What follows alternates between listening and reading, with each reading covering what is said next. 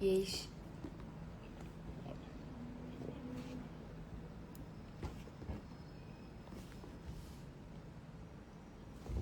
Deixa eu ver aqui.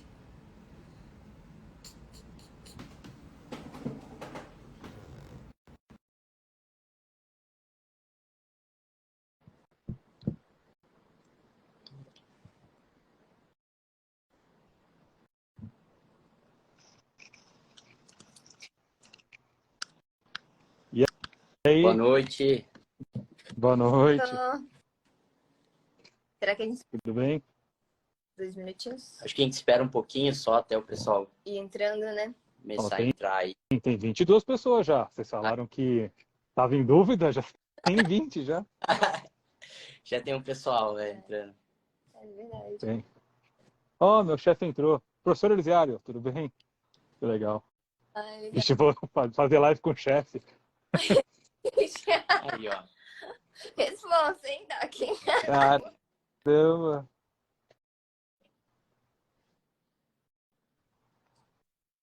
Que legal, doutora Sueli. Tá aí, doutora Sueli, beijo pra senhora. Chefe da pediatria nossa também. Ah, legal. Maurício da UTI, que legal. Bastante gente. Show de bola.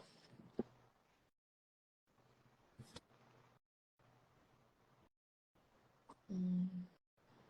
2 minutinhos, será que começa? Não. Ah, o Pedro. O Pedro foi um residente bom, viu, doutor? E a Pietra também. Dois ótimos Pietrinha, fala Pietra. Pietra eu conheço também, pô. na UTI. Que Diferentes. legal. Ela. Beleza, acho que vamos começando então. Bora lá. Bora lá. Então, boa noite, pessoal. Meu nome é Isabela. Esse é o Álvaro. Boa noite, pessoal. Hoje a gente está com o Dr. Diego Adão, que é cirurgião de emergência, é preceptor da cirurgia geral e supervisiona o pessoal também da residência de emergência. Hoje a gente vai bater um papo, mais vai ser perguntas e respostas sobre o paciente com HDA na UTI. Podemos começar? Bora lá. Então, Queria só agradecer aí o convite e dar boa noite para todo mundo que está aí com a gente assistindo. isso aí. Mandem perguntas aí. Boa. Isso, ó, qualquer coisa vocês mandam as perguntas aqui no chat que a gente vai lendo e tirando as dúvidas. Então, a nossa primeira questão é o paciente que interna na UTI. Quando ele está com meleno ou hematoquesia, é muito fácil pensar que o paciente está sangrando. Mas o paciente que vem com queda de HB, quando que eu vou pensar em hemorragia digestiva? Muito bom, muito bom. Uma sugestão, Isabel, talvez a gente pode mandar, nós mesmos mandamos uma mensagem falando que a live é sobre HDA e fixa. Aí todo mundo que entrar, lê a primeira mensagem, falando que é uma questão de HDA e UTI. Também ajuda o pessoal aí que de repente... Porque no meu Instagram, não sei se eu anunciei tanto quanto no de vocês. Então, a sua primeira pergunta seria como pensar em HDA na UTI, né? Quando pensar em HDA, né? Eu acho que a gente pode fazer assim, a hemorragia digestiva é fator de risco, só estar na UTI já é fator de risco para hemorragia digestiva alta, né? Ventilação mecânica, droga vasoativa, eventualmente um jejum prolongado, múltiplas medicações, a idade avançada, plaquetopenia, tudo isso é fator de risco. E aí, a hemorragia digestiva ela tem algumas fases. Vai ter uma fase pré-clínica em que o paciente já está sangrando e não altera nada que a gente consiga macroscopicamente ver. Então ele sangra e não taquicardiza, ele sangra e não fica hipotenso, ele sangra e nenhum laboratório aumenta, tem um tempo para o HB cair. E essa fase inicial, que a gente chama de pré-clínica, a única forma que você tem é tentar trabalhar com prevenção. Então é pensar em fator de risco, isso é tudo que eu falei. Então sempre tentar deixar o paciente com uma dieta enterotrófica, paciente de alto risco, deixar ele com IBP profilático, tentar diminuir o máximo tempo de ventilação mecânica, tentar diminuir o máximo tempo de sondas e dispositivos invasivos no trato gastrointestinal. É uma fase que eu não tenho muito como diagnosticar. Depois de um tempo sangrando, caso isso não pare, esse paciente vai começar a ter as primeiras manifestações que elas são discretas. Uma das primeiras coisas que acontece é o pinçamento da pressão arterial. a pressão de pulso diminui para menos de 40 milímetros. Então, o habitual é que a pressão de pulso, né, a diferença entre a sistólica e a diastólica, seja algo entre 30 e 40. Isso começa a ter um pinçamento, né? Ela começa a estreitar. Depois vem sinais clássicos, né? Ele taquicardiza, ele começa a ficar hipotenso, eventualmente uma hipotensão postural. Na UTI não tem como testar muito, né? Hipotensão postural, você não consegue levantar o paciente. No pronto-socorro isso a gente consegue mais fácil. E ainda o HB não caiu. Ainda você talvez não veja esse HB caindo. Passada essa fase pré-clínica e clínica, a gente entra na fase laboratorial da HDA.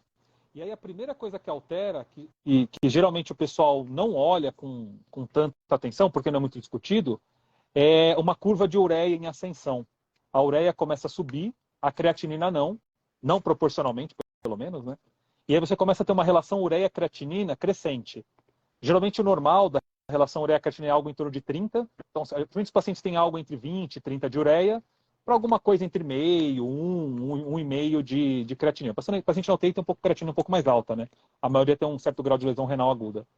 Só que aí a ureia começa a crescer muito depois de 24, 48 horas do sangramento. Antes do HB cair. Ainda não diluiu. E aí é onde a gente consegue desconfiar que ele está com uma HDA. Pensando na HDA, o sangramento proximal à papila duodenal maior, né? A ampola duodenal, ou ao ângulo de Treitz, depois a gente pode até discutir isso. E aí altera a ureia-creatinina. E aí só então cai o HB. Então, a queda de HB é algo muito tardio, né? Se a gente for esperar a queda de HB para pensar em HDA, a gente vai fazer diagnóstico muito tardio. Aí depois, melena, aí faz hematêmese, hematoquesia e tal. Aí já aí tá claro, aí não tem muito mais dúvida, né? Legal, doutor. Se fosse para a gente tentar diferenciar entre hemorragia digestiva alta e hemorragia digestiva baixa, tem alguma coisa que dá para a gente ver, assim, clinicamente, ou vai ser mesmo pela endoscopia que a gente vai conseguir definir? Certeza mesmo, definição, precisa do exame de imagem, né? Ou endoscópico, ou eventualmente uma tomografia, uma arteriografia. Mas a gente consegue meio que deduzir antes. Por exemplo, hematêmese, né? Sangue vomitado ou sangue pela sonda, só HDA causa. A não ser que o paciente esteja obstruído, isso é muito raro, um sangramento depois da terceira porção duodenal, né? D3, D4, jejum níquel em diante, ele não volta, né? O peristaltismo, as pressões não deixam voltar para o paciente vomitar. Então, se tiver hematêmese, você pode falar que é HDA com uma alta chance de sucesso, tá? Você vai errar porque eventualmente é um sangramento orofaríngeo, eventualmente é um sangramento de via aérea, mas é raro isso acontecer, confundir. O restante, você meio que vai deduzindo, né? Então, por exemplo, melena, a gente sempre pensa em HDA, embora possa ser HDB. E enterorragia, sangue vermelho vivo ou hematoquesia, e aí em português e inglês tem uma certa diferença, a gente pensa mais em HDB. Só para vocês terem uma ideia, toda enterorragia, ou seja, aquele sangramento baixo, vermelho vivo, né? Aquele sangramento bem vermelho vivo, só 11 a 15% é HDA. Então, a hora que você tem um sangramento vermelho vivo exteriorizado na fralda do paciente, você fala que é uma provável HDB. A gente fala PHDB, né? É a sigla que a gente usa. E a hora que a gente tem uma melena, a gente fala PHDA. Porque é muito provável que a melena seja HDA e é muito provável que a enterorragia seja HDB. O único que a gente faz de certeza é HD, a hematêmese. Aí sim. O que ajuda junto com tudo isso? Fator de risco. Por exemplo, se o paciente já teve um sangramento prévio e você sabe qual foi, 70% das vezes o segundo sangramento tem a mesma origem. Então, o paciente tem no passado uma história de sangramento péptico, por exemplo, ou de verticular. Se ele sangra de novo, tem 70% de chance de ser o mesmo sangramento. Então, isso te ajuda a pensar. A ureia-creatinina que eu te falei. Ureia-creatinina, a relação, né? Pega a ureia e divide por creatinina. Se você for ler artigo, eles vão dividir o BUN, né? O balanço nitrogenado. Mas a gente fazendo a conversão do BUN para a ureia, que é como o Brasil trabalha no laboratório do Brasil, uma ureia-creatinina menor que 30, com 48 horas, 24 a 48 horas do sangramento, fala muito a favor de cólon. Uma ureia-creatinina baixa. Uma ureia-creatinina, nessa janela diagnóstica, né, de 24 a 48 horas, maior que 100, fala muito a favor de HDA. Então a gente usa o 50 como corte, né? 50 para cima, fala a favor de HDA. 50 para baixo, fala a favor de HDB. Lembrando que tem o delgado nesse meio aí, né? Só que o delgado é muito raro de sangrar, então meio que a gente deixa ele como diagnóstico diferencial. Ou é esôfago, estômago, ou é cólon. É muito raro o delgado sangrar, né, em UTI, é muito raro. Legal. Acho que a gente começou a falar um pouquinho também nesse cenário, né, tentando diferenciar um pouco de alta e baixa, fator de risco, as etiologias, né, professor? E aí, sim, assim, quais as principais etiologias assim, que a gente tem que pensar, né, frente a um quadro que esteja aparecendo assim, mais uma HDA, ou Perfeito. algum tratamento aí? Perfeito. A grande maioria dos pacientes em UTI vai sangrar de lesão aguda de mucosa, né? A grande maioria. Então, gastropatia, gastrite enantematosa grave de antro, GAVE, né, a gastrite antral, a mucosa como um todo sofre pelo estresse da UTI, pela falta de proteção gástrica do muco, pelo jejum, tudo. E isso poreja, plaquetopenia, uremia, tudo isso faz sangrar a mucosa. De longe, essa é a principal causa na UTI. Depois dessa, você vai ter os sangramentos pépticos mesmo, né? As úlceras. E aí, estômago e duodeno principalmente, são as principais causas. Se o paciente for cirrótico, e aí tem UTIs que trabalham com muito hepatopatas, de longe a principal causa é o sangramento varicoso. Seja variz de esôfago, seja gastropatia hipertensiva portal, né? É um sangramento difuso do estômago, cujo achado endoscópico é aquele estômago em pele de réptil ou estômago em mosaico, que o pessoal fala, né? Gastropatia hipertensiva portal. Então, essas são as duas principais causas, né? O sangramento de mucosa do estômago e do esôfago por lesão ácida barra isquêmica, uma lesão aguda de mucosa ou um sangramento péptico, e os sangramentos da hipertensão portal. Mas o paciente tem que ser cirrótico, geralmente você percebe. Fora isso, a gente vai ter outros sangramentos, tipo assim, doença diverticular, eventualmente sangra, não é tão comum sangrar na UTI, geralmente o paciente vai para a UTI porque sangrou de vertículo. É raro um paciente que está por qualquer motivo lá sangrado de vertículo. O Lingo veio participar da live aqui. Fala oi, pessoal. Fala oi para eles. Tá bravo. Tá bravo. Boa. Tá bravo aqui. E coagulopatia, né? Se você for pegar, existe um termo que a gente chama de hemorragia digestiva total ou hemorragia digestiva difusa, não tem muito conceito na literatura. E o que é? O paciente abre uma coagulopatia por qualquer doença, né? Uma coagulopatia séptica ou eventualmente uma intoxicação por anticoagulante e ele sangra da mucosa como um todo. Isso é uma etiologia relativamente comum em UTI. Outras etiologias, tipo assim, Dielafuá, malorivais, tumores, tudo, eles são mais raros, né? Porque geralmente o paciente vai para a UTI por algum outro motivo, pneumonia, sepse, e isso agudiza alguma doença, geralmente a lesão aguda de mucosa. É muito raro alguém internar na UTI, por exemplo, uma pneumonia e sangrar do neo de cólon. Isso é raro de acontecer, né? Isso é raro. Às vezes acontece, mas o mais comum seriam esses aí. E na dúvida, até em etiologia do tratamento, talvez a etiologia do sangramento, talvez valha a pena deixar IPP pleno para todo mundo? Ah, sim, sim, sim. Se você for pegar os ensaios clínicos, as revisões temáticas, existem estudos muito bons para o sangramento proximal, né, alto. Ficou interessante, né? O termo HDA não é correto, né? Hemorragia digestiva alta, né? O certo seria hemorragia digestiva proximal, né? Mas a gente fala alta e tudo bem, né? A gente aceita, né? O IBP, ele protege, né? Paciente de alto risco, o IBP protege de sangramento e ele melhora morbimortalidade de um sangramento péptico. Então, se tiver uma úlcera sangrante e você administrar o IBP em dose full, né, 80 miligramas, ou um outro, né, um pantoprazol, um esomeprazol, qual for, ele melhora o sucesso endoscópico, ele diminui o grau do Forrest, né? Então, Forrest é aquela classificação de sangramento péptico, né? Babação, sangramento ativo, ele melhora o Forrest e ele muitas vezes só o IBP controla o sangramento. Isso é legal, né? Então a gente tem que iniciar na dúvida. Depois suspende. Lembrando que IBP não é para ficar para todo mundo, né? Aumenta risco de pneumonia, aumenta risco de translocação bacteriana e no cirrótico pode aumentar risco de PBE. IBP também não é isento de riscos. Mas o benefício é muito superior ao risco, né? Muito superior. O pessoal até já perguntou aqui, acho que vale a pena a gente já colocar, se a gente vale azol em bomba ou de 12 em 12. Legal, muito boa essa pergunta. Durante muitos anos, a evidência era em bomba de infusão. E aí, em 2018, se eu não me engano, precisaria dar um Google depois aí, no JAMA, vocês dão um Google aí, né? Inibidor de bomba de próton, JAMA, saiu um estudo bem grande, né, de número de pacientes comparando. Um braço era o IBP em bolos, né, dose única, e o IBP em bomba de infusão. E não teve diferença em nenhum desfecho duro. Como você poupa uma bomba de infusão, sem sombra de dúvidas, é muito melhor usar IBP dose plena, 80 miligramas uma vez ao dia. Se você quiser fazer 40, 2 vezes também pode, não faz diferença nenhuma. É o que a gente usa na escola há muitos anos, cara. Desde que eu sou... No final da minha residência, isso mudou. E acho que é 2016 o estudo. Se não falar, 2016. Então, a partir de 2016 mostrou que não tem diferença. Então, é muito mais fácil a posologia do dose única ou 2 vezes ao dia do que em bomba de fusão, né? Para de ser bravo, fala com o pessoal da live. Que ele quer brincar. Assim. E aí, assim, a gente falou um pouco de clínica, né? Falou já um pouquinho de BP, mas acho que vale também a gente comentar assim, um pouco dos scores, né?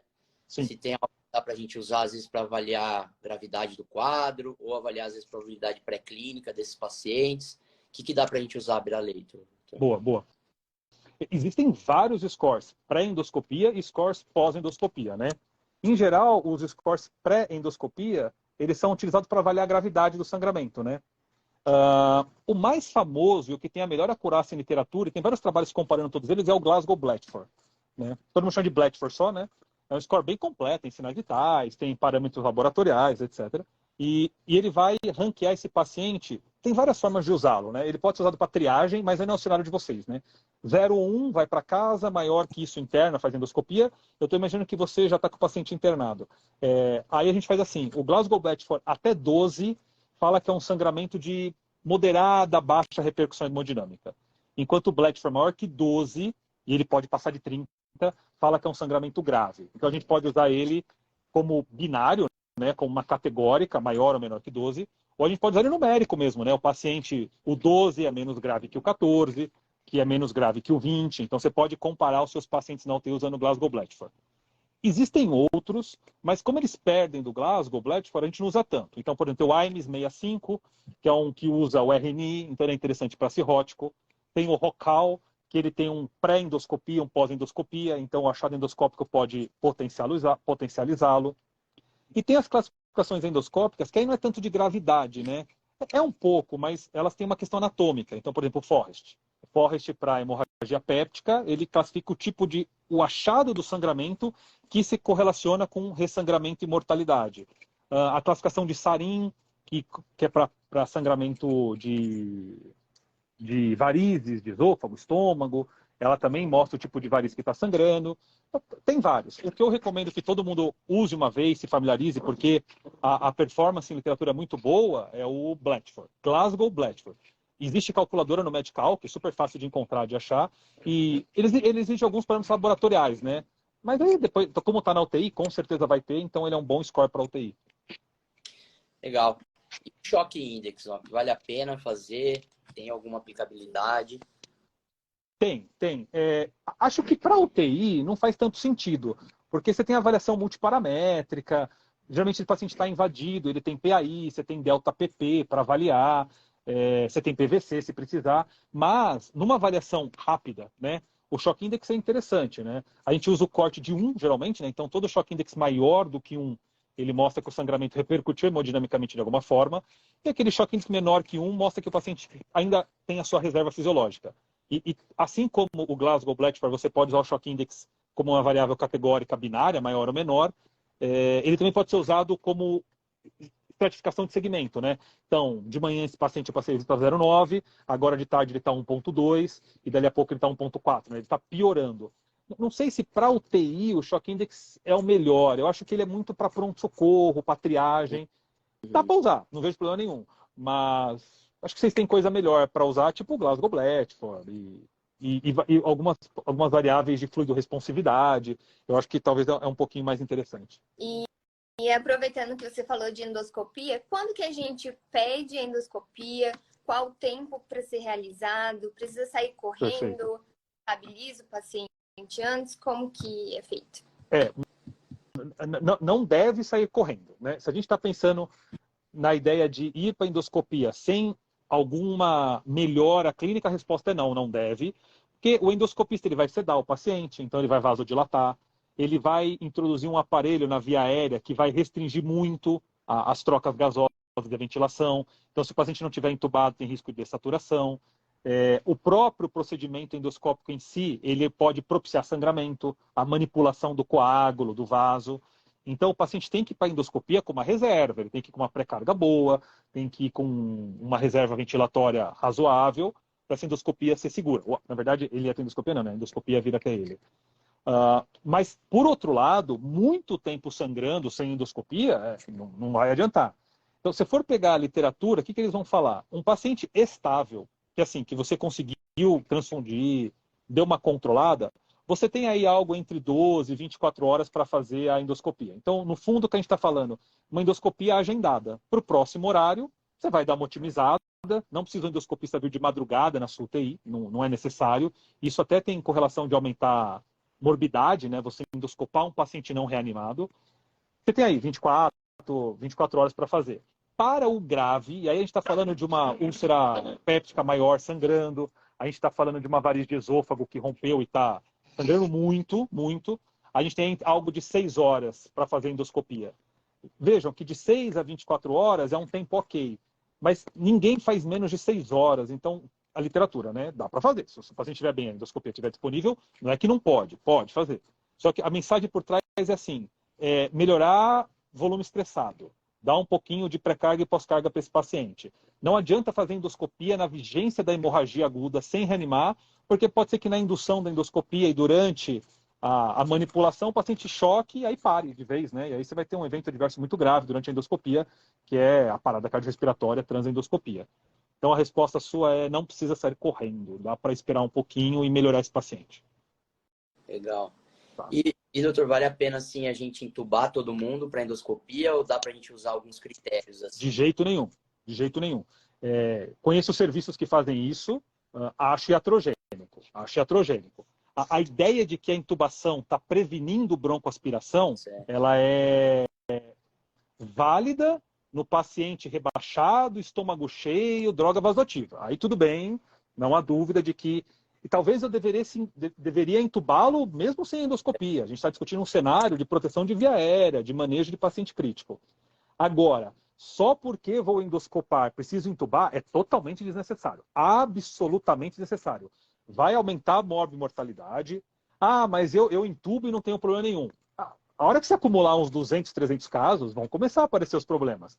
É uma via aérea difícil, é uma lesão de laringe, é uma intubação esofágica que passa despercebida, sem contar custo, material, gasto, ventilação mecânica, vai surgir um barotrauma aqui, eventualmente, uma lesão pulmonar por ventilação. Então assim, não deve entubar. Assim como não deve lavar o estômago antes.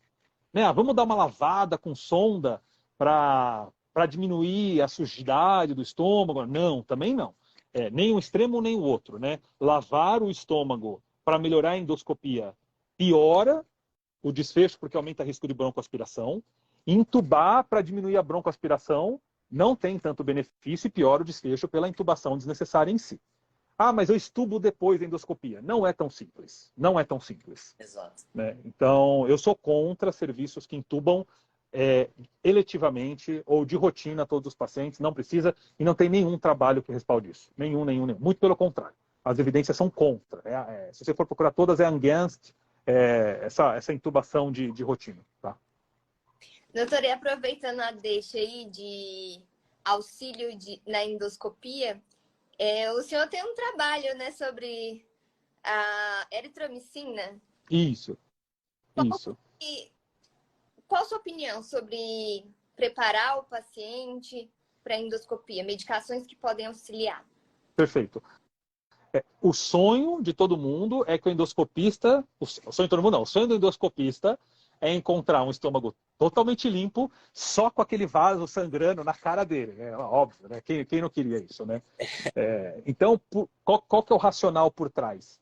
Quanto mais limpo o estômago, maior o sucesso diagnóstico da endoscopia, ou seja, mais fácil ele acha a lesão, já que ela não vai estar escondida atrás de restos alimentares, coágulos, pregas mucosas sujas, e, teoricamente, maior o sucesso do tratamento e, consequentemente, menor mortalidade, tal. Então, se tentou várias medidas adjuntas, e esse é o termo que a gente vai usar, né? Medidas adjuntas à HDA, para ou melhorar o paciente, ou melhorar o sangramento, ou melhorar o estômago, né? Existe esse grupo de medidas. O IBP, que a gente discutiu, é uma delas, né? Uma medida adjunta e terapêutica. Ele melhora o sucesso endoscópico e melhora o sangramento. Se a gente for falar de cirrótico, a droga da vez é a terlipressina, que está fora do mercado, o octreotide, né? Seriam essas duas grandes drogas adjuntas numa fase inicial. E aí se cogitou se a eritromicina, porque funciona em gastroparesia, né? Os pacientes diabéticos, que vocês têm na UTI, as crianças principalmente, que tem mau esvaziamento gástrico, alta taxa de volume gástrico residual, dieta não progride, você faz a eritromicina, melhora muito. A eritromicina é um ótimo esvaziador do conteúdo gastrodenal, porque ela tem um mimetismo molecular com a motilina e ela age no complexo motor migratório tipo 3. Então você tem uma onda peristáltica esofágica gastrodenal muito boa. Ela esvazia muito rápido, esôfago, estômago e duodeno. Esvazia mesmo, ela limpa mesmo. E aí, falou assim, poxa, por que não fazer antes da hemorragia digestiva, né? Para melhorar. E por muito tempo se tentou fazer, existem pelo menos 12 estudos na literatura sobre isso, ensaios clínicos. E qual que é a resposta que se encontrou? De fato, o estômago é encontrado com uma melhor qualidade, né? Qualquer escala de sujidade gástrica, ela melhora em alguns pontos com a eritromicina. Porém, isso não se correlacionou com nenhum desfecho para o paciente. Não diminui mortalidade, não diminui bolsa de sangue em grande quantidade, não diminui sucesso endoscópico, nada. Provavelmente por quê? Porque a lesão grave, ela vai ser encontrada mesmo com o estômago sujo. Aquela lesão sangrante que está colocando o paciente em risco de vida, ela não consegue se esconder atrás de um coágulo facilmente. Ela sangra, então o próprio sangue limpa onde ela está, o próprio sangue em jato, mesmo com sujidade, ele aparece. Então a teoria é que a eritromicina ajudaria o endoscopista a encontrar aquela lesão que não é tão grave. Por isso que o desfecho não é tão significativo para o paciente, entendeu? Então você me perguntar, a eritromicina funciona? Funciona. Para qual desfecho? Melhorar a visibilidade endoscópica. Vale a pena eu fazer eritromicina em todos os pacientes para melhorar a visibilidade endoscópica? Sinceramente, eu acho que não. Eu acho que não. É um custo. A eritromicina tem efeito adverso. Paciente com QT longo pode abrir arritmia. Não tem nada com resistência bacteriana. É dose única, é muito tranquilo. Tem um pouquinho de piora de sintoma. Ela dá um pouco de cólica, né? Porque ela dá um peristaltismo muito forte. E ela melhora as escalas endoscópicas em 1 ou 2 pontos. Isso não é tão clinicamente importante. O que é eu pegar uma escala de 16 pontos de sujidade, em que, por exemplo, vou usar um exemplo aleatório aqui, 16 é o mais sujo, 0 é o mais limpo, e ela melhora de 12 para 10. Entendeu? Uma coisa que eu te falar aqui, um remédio melhora a dor de 8 para 7. Melhora, mas tem importância clínica? Não. Por conta disso, a eritromicina não é uma grande medicação adjunta. A nossa expectativa é que ela saia dos próximos consensos.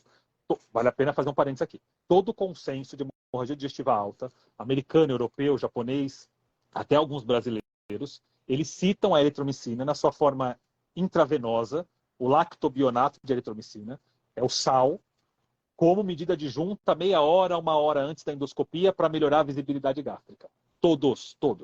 Mas o nível de evidência é ruim. A gente está falando de alguma coisa de 2B, 2A, e a revisão sistemática que tem, que é essa que você citou, ela mostra que não tem esse benefício. Então a recomendação é não precisa usar. Tá? Beleza. E o custo dela, quanto que é? Que sai? Não é caro, não é caro. Se você for pensar por paciente, o custo da droga, não é caro. Vai girar alguma coisa em torno de 20 a 30 dólares. Porque é uma dose única. Tem gente que faz dose única fixa, tem gente que faz por peso, mas é barato. O que você tem que pensar é que se eu for fazer para toda a HDA, eu não vou ter o benefício que vai pagar esse custo. Então, assim, a endoscopia, ela não vai ser tão mais rápida. Ela melhora de 10 minutos, mais ou menos. 10 minutos a menos de endoscopia, contando a hora do endoscopista mais a quantidade de droga, não impacta no custo de você fazer ela para todo mundo, entendeu? Então, ela não é custo benéfica, infelizmente, entendeu? Se fosse uma droga bem baratinha, tipo 10 dólares, 5 dólares, talvez o pessoal usasse. Igual o IBP, né? A gente usa IBP para um monte de gente, às vezes não é péptica, você suspende. Mas o benefício justifica o custo. Já a eritromicina, ainda não. Talvez no futuro, se baratear bastante a droga, acho que aí tudo bem. E se você for pensar que para todo uso de eritromicina tem que ter um eletro, tem que ter uma monitorização cardíaca, aí não é ela só, né? Tem que ter a infusão, então ela não é tão barata assim que possa ser usada aleatoriamente. Bacana.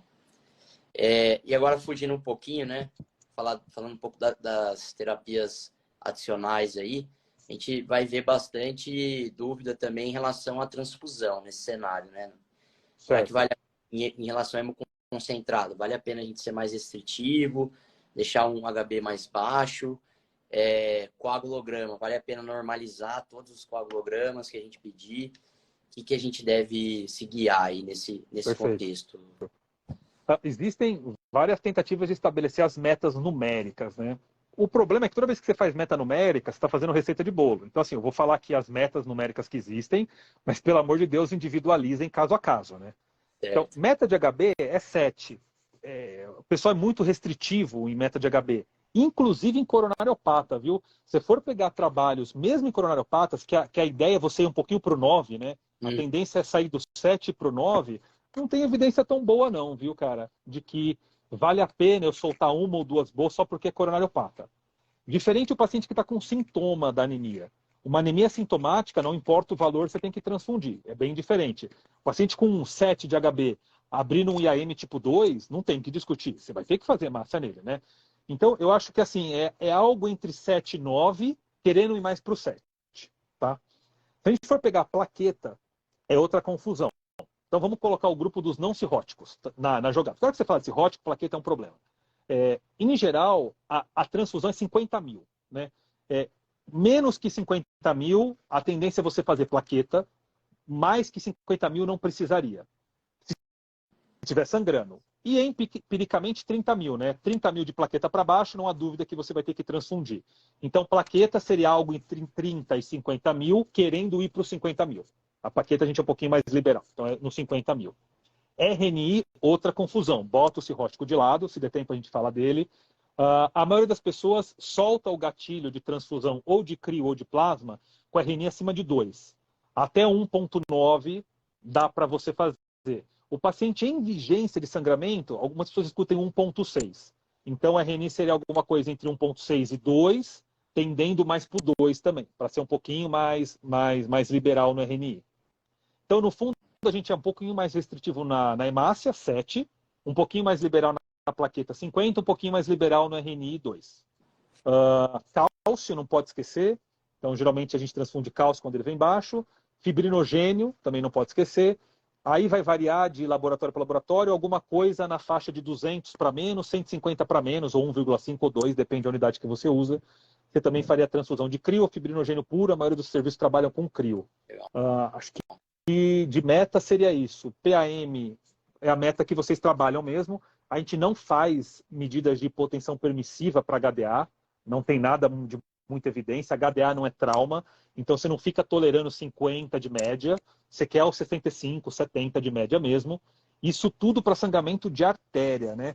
Se a gente for discutir sangramento de porta, sangramento portal, muda um pouco. Aí eu não sei se dá tempo, seria talvez motivo para outra live até para o pessoal voltar aí, né? Senão a gente não vai ter público de volta. Boa. Uma coisa bem polêmica na UTI, no cirrótico, é a transfusão de plasma. Que às vezes sim. de transfundir plasma em que acaba aumentando a mortalidade no cirrótico, porque ele vai ter um IR normalmente mais alargado. E aí nos serviços que tem mais recurso, tromboelastograma é uma mão na roda, né? Que de forma mais detalhada, e esses lugares normalmente tem beriplex, mas nossa Suzão não é sempre a realidade, né? Mas eu acho que o INR é um ponto que gera um pouco mais de polêmica em relação ao UTI. Com certeza. Por isso que eu nem citei o cirrótico, né? Porque você vai ter aquele cirrótico... É um motivo de uma live inteira. Rapidamente, só o pessoal entender, né? Você vai ter o cirrótico que tem RNA alargado, porque ele tem deficiência de fator 2, 7, 9 e 10. O fator 7 é um dos primeiros a cair. Só que ele também tem deficiência de proteína C, S e Z, que são profibrinolíticos. Então, o cirrótico ele pode estar fazendo trombo, montando trombo, por isso que ele tem trombose de porta, com RNA alargado. Se todo RNA alargado fosse motivo para o cirrótico sangrar, não faria trombose de porta, né? É um tanto quanto lógico, né? Então, o cirrótico, é o que você falou, Isabela. Isabela, né? Eu chamo de Isabela, desculpa. Você manejar fluido em cirrótico, usando parâmetros não específicos dele, vai fazer atrogenia, não tem dúvida nenhuma.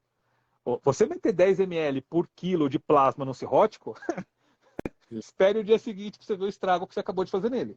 Então, é o que você falou, não dá para pôr o cirrótico nesse balaio aí, não. É uma discussão à parte. E sem dúvida nenhuma, a tromboelastometria, os styles de viscoelastometria, sem dúvida, ajudam muito nesses casos. E já que você comentou, Transamin não tem papel nenhum em HDA, tá? É outra coisa. Às vezes o pessoal pergunta, posso fazer um Transamin? Não, não deve. É. Não deve. Trial com isso, né? Sobre Transamin na hemorragia digestiva, né? Tem estudo, mostra que não tem benefício. Não tem benefício. Top. Acho que para a gente terminar, assim, pelo menos as nossas perguntas aqui, tem uma coisa que sempre fica um paradoxo, assim, pra gente, né? Tem paciente que está extremamente grave, só que a gravidade dele é o sangramento. E aí não consegue fazer endoscopia por conta disso, né? Então você fica ali naquela correria, né? Tenta subir droga vasoativa, vai transfundindo, aquilo não para de sangrar. Enfim, e aí ele não tem condição clínica para fazer uma endoscopia, que seria o tratamento que talvez resolvesse, né? E aí, nesse cenário, professor, o que dá para a gente fazer? Tem alguma outra terapia que dá para a gente indicar? Indicação cirúrgica vai surgir em algum momento? O que dá para a gente fazer nesse... Perfeito. Cara, vou ser muito sincero para você. Eu entendi o que você quis dizer, mas assim, não tem, tirando a aorta, tirando a fístula da aorta para o duodeno, que é uma situação totalmente à parte, não tem nenhum vaso que você na UTI não ganhe na veia. Cara, você ganha de todos os vasos do estômago. Não tem como. Porque você tem 2, 3 veias na sua mão. Você tem um central. Você tem um gelco 14, 16. Você pode passar um Shiley numa jugular. Cara, você só vai perder do estômago se você segurar muito a mão no hemoderivado, na vasoativa. Então, essa ideia de que não tem condições de ir para endoscopia, ela é verdade até um ponto, mas a grande maioria das vezes é um paciente reanimado de forma muito mansa. Se está mal, solta hemoderivado, liga a droga vasoativa. Ele aguenta a endoscopia, ele aguenta. Porque assim, se não aguenta a endoscopia, não aguenta, muito menos a cirurgia. Quem dirá a cirurgia, né? Que eu vou abrir, que eu vou ter que fazer coisas muito mais graves. Então, eu acho que vocês da UTI, e eu tenho certeza disso, ganham de quase todos os vasos que sangram, inclusive das varizes de esôfago. E para toda variz de esôfago tem um bom balão esofágico, né? Que resolve boa parte dos nossos problemas, né? Então, acho que sim. Agora, um outro cenário, que é o que você comentou aí na sua segunda pergunta colocada no seu comentário, é conseguir estabilizar. E eu tenho certeza que você consegue. Solta hemoconcentrado. Cara, se precisar, cara, põe o hemoderivado com manguito de pressão nele. Já fiz de aspirar o hemoderivado na seringa e injetar na veia. Ah, mas vai microêmbolo. Relaxa, não vai morrer de microêmbolo. Pode ficar em paz que não vai morrer de microêmbolo. Se precisar, você faz isso. Agora, endoscopou, a endoscopia não conseguiu clipar a artéria. Está sangrando. Volta para você dá uma melhorada, o endoscopista tenta de novo. Não consegue. Aí tem que operar. Não adianta. Não adianta. Porque é falha da terapêutica que você está tentando. Você está tentando clipar, só que não consegue, porque a úlcera é funda, porque o vaso é calibroso, porque já tem uma área de necrose das adrenalinas que fez anteriormente. Tem caso que não dá, e de fato não tem mesmo. Alguns tumores, não tem o que fazer. Você não consegue adrenalizar o tumor.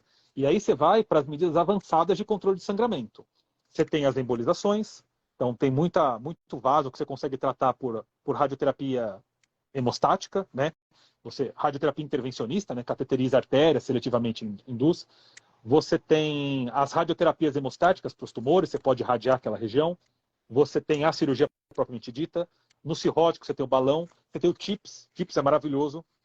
Você tem o BIRTO, né? Que é você embolizar retrogradamente as varizes gástricas por meio da veia renal. BRTO, né? BIRTO, né? Balloon Occluded, eu não vou lembrar a sigla, mas é a embolização retrógrada do fundo gástrico por meio da veia renal. Então, assim, existe muita medida, mas é que não é todo lugar que tem, né? Sim. Então, acaba que, se o serviço não tem, acaba indo para cirurgia. Lembrando que operar um cirrótico é quase suicídio. Suicídio não, né? Homicídio. É muito grave. Cirrótico, mas assim, se você não tiver escolha, vai fazer o quê, né? Não tem opção mesmo. Mas eu acho que ficaria nesse contexto aí que você comentou.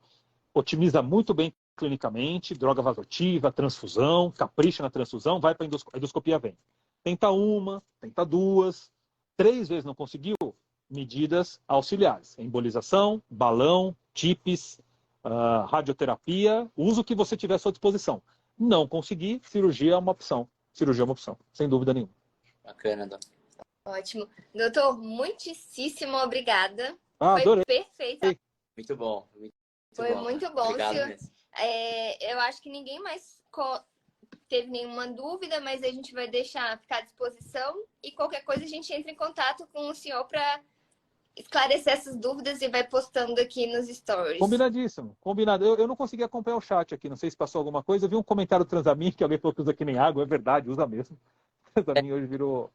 Teve mais daquela do omeprazol.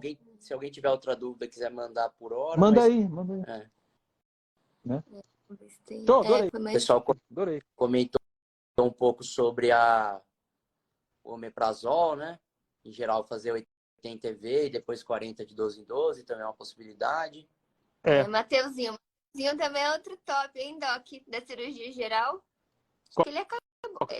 Eu tenho 2 Mateus. Qual que é ele? O mais baixinho. Os 2 são top, né? Eu não sei porque que eu perguntei qual que é ele, né? Não importa como o Matheus falar, os 2 são muito bons. Isso. Legal. Pessoal, se puderem, sigam a gente aí, né? Divulguem aí o material. Pessoal da UTI Purpose é muita gente boa. Sigam o perfil deles, compartilhem aí. Sigam o meu também. Sigam o doutor Diego Adão. Adão. Super didático, foi muito bom, não ficou cansativo, ficou super esclarecedor. E aí a gente vai combinando mais coisas ao longo do ano, viu? Combinadíssimo. Combinadíssimo. Vai ser um prazer participar com vocês. Show. Obrigada. Valeu. Obrigado, viu, pessoal? Obrigado, parabéns pelo perfil de vocês e obrigado pessoal que acompanha a gente até agora aí. Obrigada. Valeu, pessoal. Tchau. Tchau, tchau. Como faz pra salvar?